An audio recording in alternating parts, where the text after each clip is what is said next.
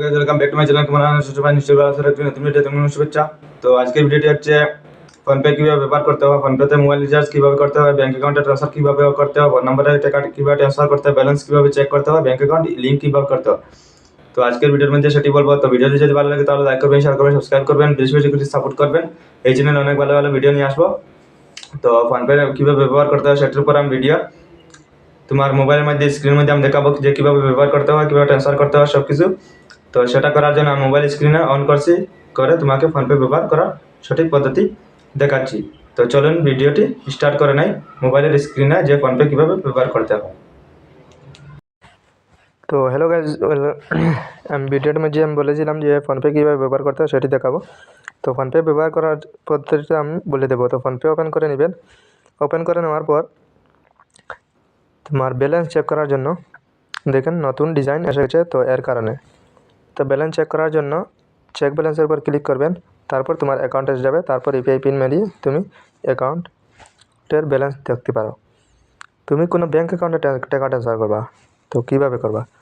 এই to phone number, to mobile number, to bank self account check balance, এটি মিডিলের যেটি আছে মাধ্যমে টু ব্যাঙ্ক সেলফ অ্যাকাউন্ট, সেটার উপর ক্লিক করবেন। সেটার উপর ক্লিক করার পর দেখেন ফিরিয়া আবার মাধ্যমের এটা মিডিলের এটা টু আদার্স ব্যাঙ্ক অ্যাকাউন্ট, এটার উপর ক্লিক করবেন। এটার উপর ক্লিক করার পর আমার মনে করো অন্য মানুষ, আমার অনেক অ্যাকাউন্ট অলরেডি অ্যাড আছে, আমি টাকা ট্রান্সফার করি। তো আমি মনে করো নতুন ব্যাঙ্ক অ্যাকাউন্টে ট্রান্সফার করবো, তুমি নতুন অন্য অ্যাকাউন্টে। তো এড ব্যাঙ্ক অ্যাকাউন্ট নিচে লেওয়া আছে, সেটার উপর ক্লিক করবেন।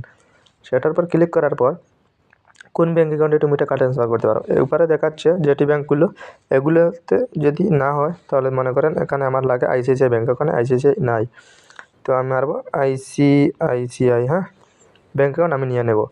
ব্যাঙ্ক অ্যাকাউন্ট নেওয়ার পর অ্যাকাউন্ট নম্বর ডালবেন, আইএফএসসি কোড ডালবেন। মনে করেন আমি অন্য একটি ব্যাঙ্কে টাকা ট্রান্সফার করব।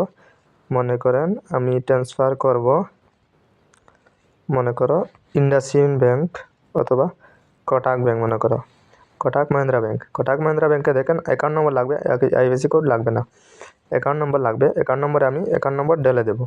অ্যাকাউন্ট নম্বর ঢেলে দেওয়ার পর তুমি নেক্সট করবে। নেক্সট করার পর আমি দেখাচ্ছি না, কারণ টেকনিক্যাল এরর আছে, এর কারণে প্রবলেম স্ট্রাইক এসে যাবে, কারণ ওটা পার্সোনাল জিনিস অ্যাকাউন্ট নম্বর বগেরা, তো এর কারণে অ্যাকাউন্ট নম্বর ডালবেন। ডালার পর নেক্সট করবেন। নেক্সট করার পর ওখানে দেখবেন আসবে তোমার নামটি তুমি চেক করে নিবা, যে অ্যাকাউন্টের নাম্বার দিয়ে ডালছো সেটিতে এই নাম দেওয়া কি। চেক করার পর তুমি নেক্সটের উপর ক্লিক করবেন। নেক্সটের উপর ক্লিক করার পর এরকম এসে যাবে, মনে করো আনোয়ার হোসেন বড় ভাই, আমার একটা অ্যাকাউন্ট হয়ে গেছে। অ্যামাউন্ট এন্টার করবেন। দেখেন ব্যাঙ্কিং নেম অর্থাৎ ব্যাঙ্ক অ্যাকাউন্টে যেটি নাম দেওয়া আছে সেটি দেওয়া আছে। মনে করেন 1 টাকা ট্রান্সফার করবেন, পেতে ক্লিক করে তোমার অ্যাকাউন্ট থেকে ট্রান্সফার করে নিতে পারো, কোনো অসুবিধা নেই। এখন আমি দেখাবো যে কোনো মানুষকে ফোন নম্বরে ট্রান্সফার কীভাবে করেন। ফোন নম্বরে ট্রান্সফার করতে হলে টু মোবাইল নম্বরের উপর ক্লিক করবেন। প্রথমে যেটি আছে কলের চিহ্ন দেওয়া, ওটাতে ক্লিক করার পর দেখেন আমি অনেক মানুষের সাথে ট্রান্সফার করেছি, এর কারণে নাম এসে গেছে। মনে করো তুমি তোমার কন্ট্যাক্টের কোনো মানুষকে করবা, তাহলে উপরে দেখেন একটি সার্চের অপশান আছে, সেটিতে তুমি ক্লিক করবেন। ক্লিক করার পর ওখানে তোমার কন্ট্যাক্টের যে কোনো মানুষের নাম সার্চ করে তুমি টাকা ট্রান্সফার করতে পারো। কিন্তু মনে করো একজন মানুষ তোমার মোবাইল নম্বরে সেভ নেই, তাহলে ওদের নম্বর ডালার জন্য নিউ মোবাইল নম্বর একটি অপশান আসছে, অথবা নিচে দেখেন নিউ পেমেন্টের উপর ক্লিক করবেন। নিউ মোবাইল নম্বরের উপর ক্লিক করবেন। ওখানে মোবাইল নম্বর ডালে তুমি পেমেন্ট করতে পারো। আমি দেখাচ্ছি না, কারণ অসুবিধা হবে মোবাইল নম্বর দেখলে, তো এর কারণে। তো এরকম করতে হয়। মোবাইল রিচার্জ কীভাবে করবেন? মোবাইল রিচার্জ করার জন্য এই দেখেন প্রথমের একটি মোবাইলের ছবি দেওয়া আছে, রিচার্জ অ্যান্ড বিল, এটার উপর ক্লিক করবেন।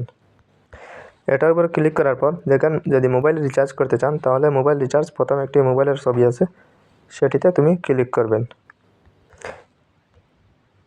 ক্লিক করার পর দেখেন আমার নাম্বার আমি রিচার্জ করবো, তো আমার নাম্বারটা নিয়ে নিলাম। তারপরে ওখানে আমি একটি অ্যামাউন্ট নিয়ে নেব, মনে করো কত টাকা রিচার্জ করব, মনে করো 49 টাকার ভাউচার বা 299 টাকা রিচার্জ করবো। 299 টাকা আমি সিলেক্ট করলাম। তারপর প্রসিড টু পের উপর ক্লিক করলাম। করার পর দেখেন তোমার ব্যাঙ্ক কোনটা থেকে তুমি পেমেন্ট করতে চাও। ইউ ব্যাঙ্ক থেকে আমি পেমেন্ট করতে চাই, তাহলে পের উপর ক্লিক করবো। ইউপিআই পিন আমার যেটি বানানো আছে সেটি এন্টার করব, রিচার্জ হয়ে যাবে। তো এরকম সিম্পলভাবে করতে হয়। মনে করেন স্ক্যান করে হলে স্ক্যানার উপর এটার উপর ক্লিক করবেন। যে কোনো স্ক্যানারে স্ক্যান করে তুমি পেমেন্ট করে নিতে পারো।